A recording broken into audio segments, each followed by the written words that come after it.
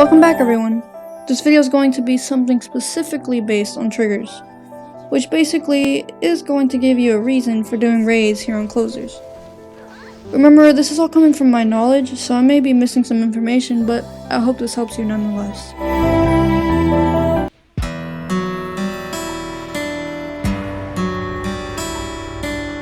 I noticed that I never went deeply into what this is. I've told you where exactly you can look for them, but not exactly on how to earn them in the first place and which ones you'd need. Triggers are obtained through BBV1 raid. Now, of course, you may be wondering where and what this raid is. Well, this raid is actually located in Reverse Theater.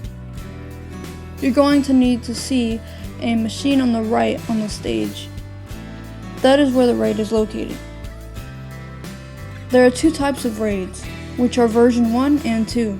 You're going to need to unlock these by doing quests in Reverse Theater on the left, machine on the stage. It's solo, so I recommend doing the lowest difficulty.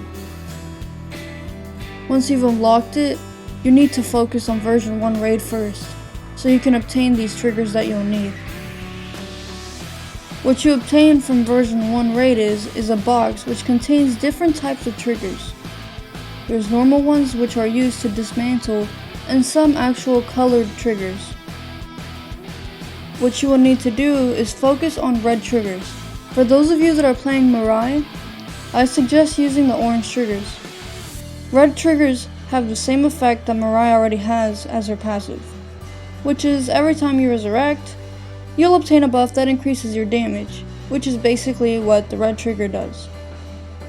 The orange trigger gives you 5% chance to inflict 60 million direct damage on enemies, and cooldown is 60 seconds.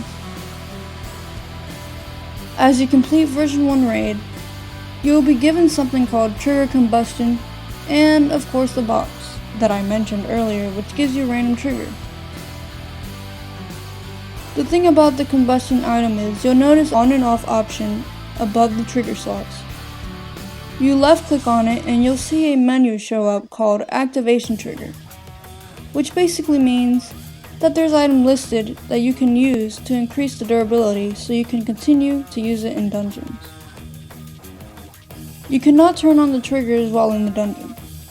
What I suggest is using to restore durability is the trigger combustion and trigger combustion booster.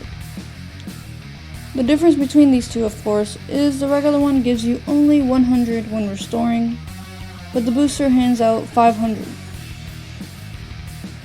If you no longer need reanimators for future progression in gear, then I suggest using that as well. But do not use it if you're still going to need it.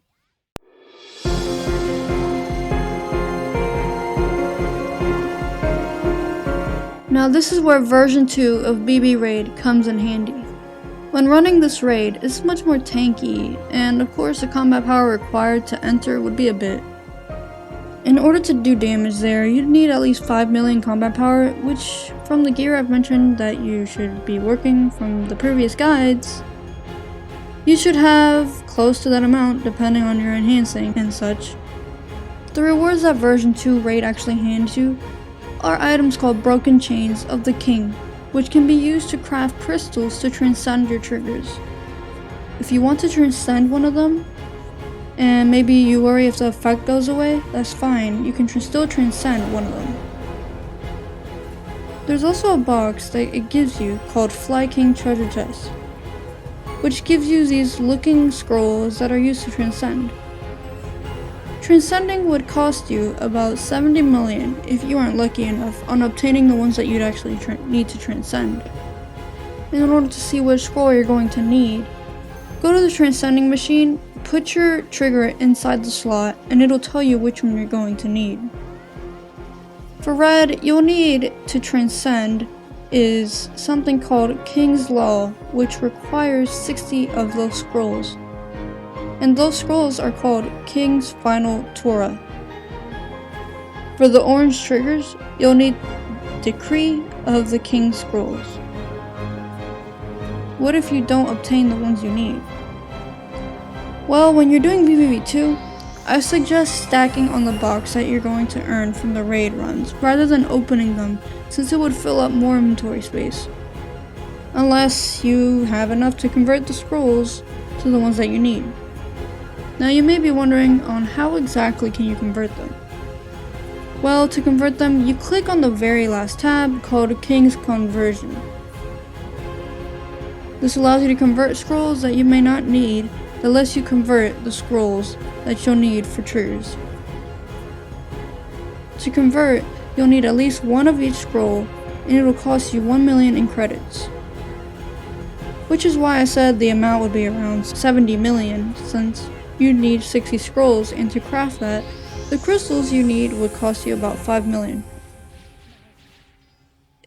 If you tuned your triggers before transcending, I advise you to craft an item called Tuning Preservative, which basically means the tunings that you had before will stay and not reset when transcending. When you transcend, you'll also be back to 9 tunings, and you'll still have the original tunes, which is a win-win.